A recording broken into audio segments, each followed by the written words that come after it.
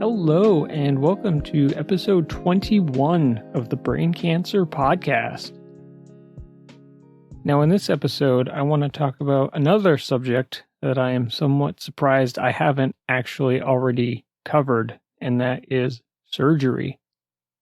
Some of us may not have the luxury of knowing ahead of time when we will have our surgery. I have had both very short notice and actual time to prepare. And I want to talk about the benefits of both. Before that, I want to say thank you all for tuning in. This will be my second time recording because there was a portion of the original recording which ended up with all of this static for about 5 minutes during a very important part of it. So I'm not going to put out anything that I don't feel is up to par for what you all deserve.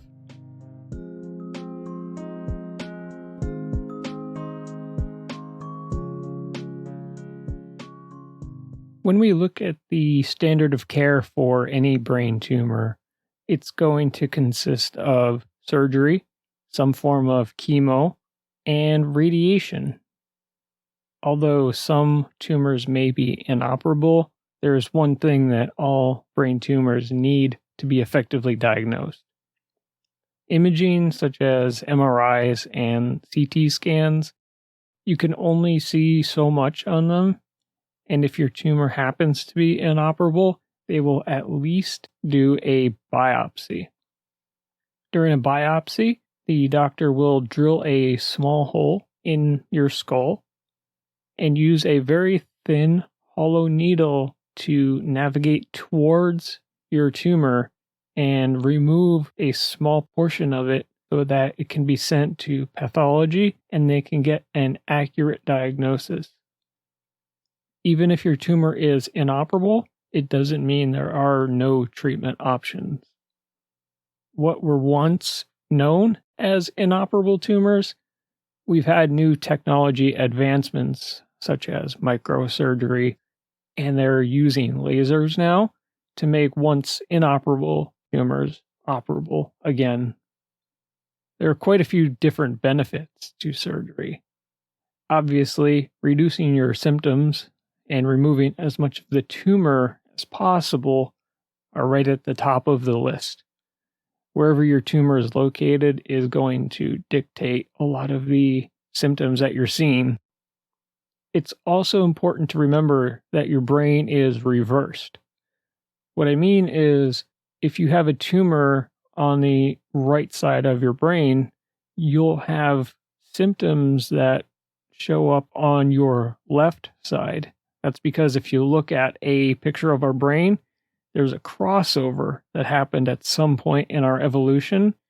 So if you wake up from your surgery, like I had my first surgery for my right frontal lobe tumor, I had left side weakness, and it took about 24 hours for it to really go away and come back to being completely normal again. After your surgery, what they'll do is you'll put your hands out with your eyes closed and your palms up. You won't notice your left or your right side hand going down. You won't feel it, but it'll be visible to anybody that's looking there. So that is one of the most common signs of any sort of lingering post-surgery symptoms. And some of these symptoms may not really go away for weeks. Generally, once they do discharge you from the hospital, you will be able to take care of your basic needs, or you have somebody else that can help you take care of your basic needs. And some people, your weakness might just come back intermittently, which is always annoying, but it's still not the worst. There are a few different types of surgery that are the most common, and that's what I want to talk about. Probably the first one that most brain tumor patients will have is a craniotomy.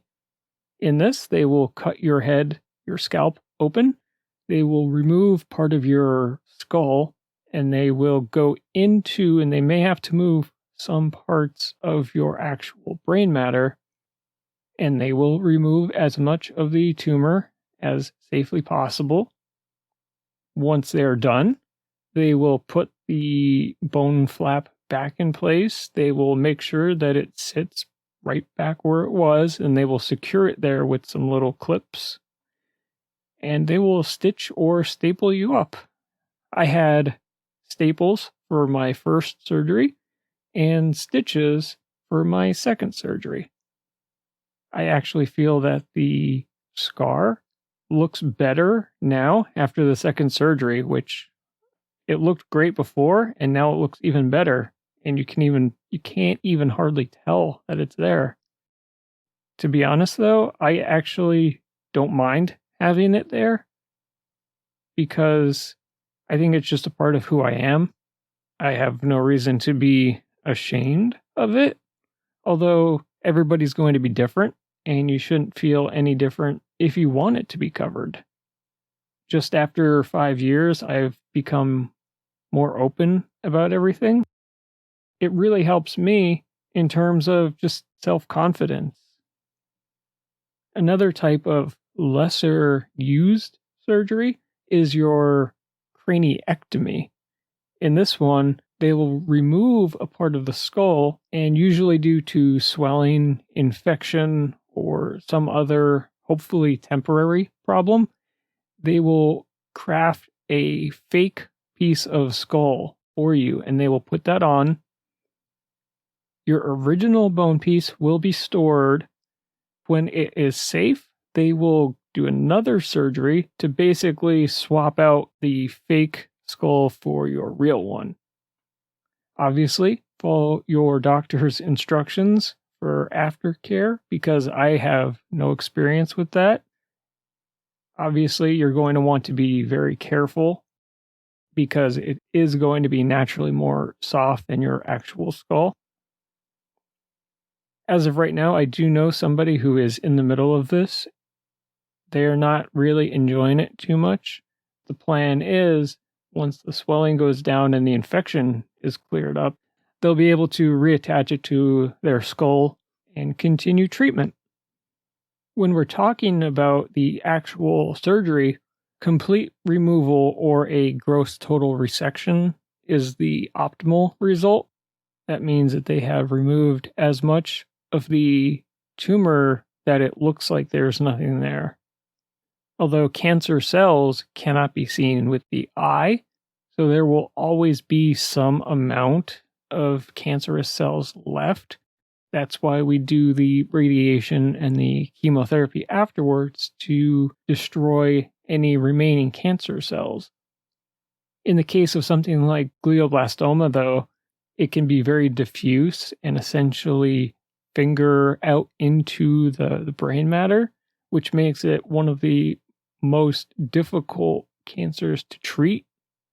And that's why there are so many different trials going on right now, because you can't remove every single cell and you can't damage the healthy brain cells because they control the rest of your body, whether it be your movement, your vision, your sense of smell, your motor skills, your memory.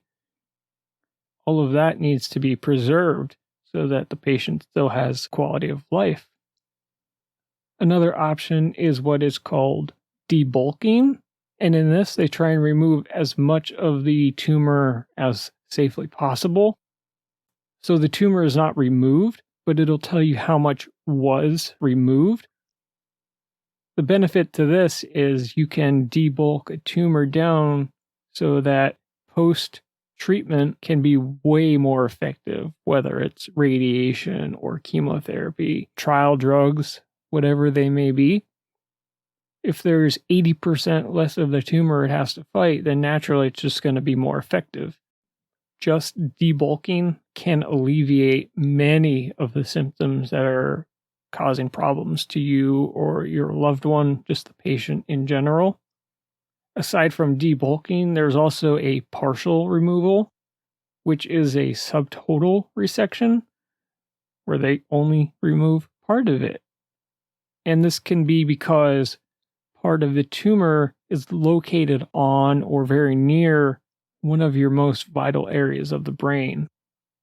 With the partial removal, there may be a portion of the tumor that is very clearly on something that's related to the patient's ability to move, talk, or even hear. But when they do a partial removal, then you're still going to be getting whatever additional standard of care treatments, such as your radiation and chemo. In some of these very high grade diffuse tumors, they can only remove so much of it, but still removing most of it is better than removing none of it.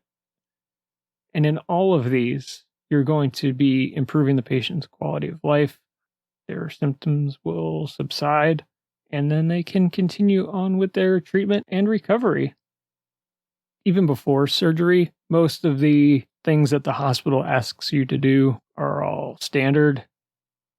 No eating or drinking for 12 hours before. If you have to take medication, then you can take it with a little bit of water in the morning or whenever you have to take it. But just try and not drink too much and just drink what you have to do to get your pills down, because you don't want to be dehydrated. The whole point is so that by cutting out food and water, they're eliminating a lot more variables that could happen during surgery. So you don't want to make anything any more complicated than it has to be. Also, before surgery, they will do a preliminary MRI so that they have a baseline for what they're working with. A lot of hospitals now are able to do intraoperative MRIs, which means that during your surgery, they will have an MRI machine in there or right next door so that they can take you while you're anesthetized and they can run an MRI to see what still remains and what parts are completely cleared up. They can do this multiple times simply because they can see where they have to go. But just having the ability to do these MRIs in real time during surgery makes for a much, much better result. I also forgot that during my craniotomy talk, there are awake craniotomies that do happen. In this, the patient doesn't feel anything, but they are aware of what's going on so that they can communicate with the neurosurgeon. I will try and link it in the description. There are actual videos of awake craniotomies where the patient is playing guitar and other instruments, which I think is really fascinating because the point of these awake craniotomies is to ensure that they aren't damaging any vitally important parts of your brain. Patient doesn't feel anything, but they're completely aware of what's going on. This allows the patients to speak with the team that's doing the surgery, answer questions, and follow some basic orders or follow some basic instructions like move your fingers a little bit or wiggle your toes. I personally have not had an awake craniotomy, although I do know quite a few people who have. I think I'm more scared of just being there awake as opposed to the entire operation going on. I know you're not going to feel anything, but there's something about it that I just don't want to have an awake craniotomy. Both of mine have been fully asleep. All I remember was talking to the anesthesiologist, making jokes with them, and then waking up some hours later back in my recovery bed. After my first surgery, they had me stand up, walk in just a small circle, just turn around, and then I was able to lie back down on my bed. They just wanted to make sure that I still had my motor functions and I could talk. Once you wake up, though, they will ask you some basic questions like, do you know where you're at? What's your name? Do you know what the date is? Simple things that anybody would know. And don't feel bad if you get them wrong. You're still coming out of surgery, and the whole point is to understand how you're coming along, and you will get it. Don't be ashamed or anything if you get them wrong. There is no wrong answer. They'll also do these physical tests with you where they'll have you put your hands out, close your eyes, and touch your nose. And they'll do these push-pull exercises. They'll have you like wiggle your toes, or they'll push your feet up while they're trying to push down on it. They'll do the same thing with your elbows where you have to push your elbows up. And they'll also do this finger thing where they go back and forth and your eyes have to follow their finger. And they may also do one of these simple neurological tests where they give you 3 words and they will talk to you and then they'll ask you what those 3 words are. That one can be a little bit more challenging. Ironically, I still do remember the first set of those 3 words from my first, not in the hospital, but first follow-up where they did this test with me. It was blue, cat, and pen. I still remember them. I don't remember anything after that, but I still remember them. And my doctors have no idea how I still remember random things like that. I'm not sure why I remember it. Maybe it was just because it was my first time and it just stuck with me. Once you get home, they'll give you like a piece of paper that has nutritional stuff on it. But the most important things are how often to take your meds, as well as weight limits and how often you can expose your head to water. You don't want to lift up any sort of excessive weight. I think it's only like 2 pounds for a week. I don't remember exactly. It would be on the page and it goes all the way up to a couple months out. Don't expect to be lifting weights 4 to 6 weeks after your brain surgery, especially when you still have staples or sutures in. You have to be very careful that you don't tear anything, and that's bad because that can lead to infections. That's why it's also important to keep the area clean, but you don't want to use any sort of scar reducing medication because that can cause an infection. They'll be very specific with you, but I don't think I really did more than expose my head to plain water for at least a week. And when it got a little bit further along, I started to very carefully go around the scar area with just baby shampoo because there's nothing in it. And that only lasted until a few weeks later when I was doing radiation. And by the end of the 2nd week, pretty much all of my hair had fallen out anyways. Either you or somebody that's helping taking care of you, they can monitor your actual scar because it is more difficult than you might imagine, especially based on location, to see it in the mirror or some combination of mirrors. So if you have somebody that's helping you out, they will be invaluable in making sure that your scar is healing nicely, cleaned, and there's no infection. Obviously, if there's any pus or anything or it starts bleeding, make sure that you tell your doctor immediately. As the days go by, you will get better, although some symptoms may remain for quite a while. It could take months. It's completely normal for people to have short-term memory problems or they get their words reversed. I sometimes still do that. Or you just can't simply think of, you know the word, but you can't say the word. So you're trying to describe it, and it can be frustrating. I completely understand that because I've been there.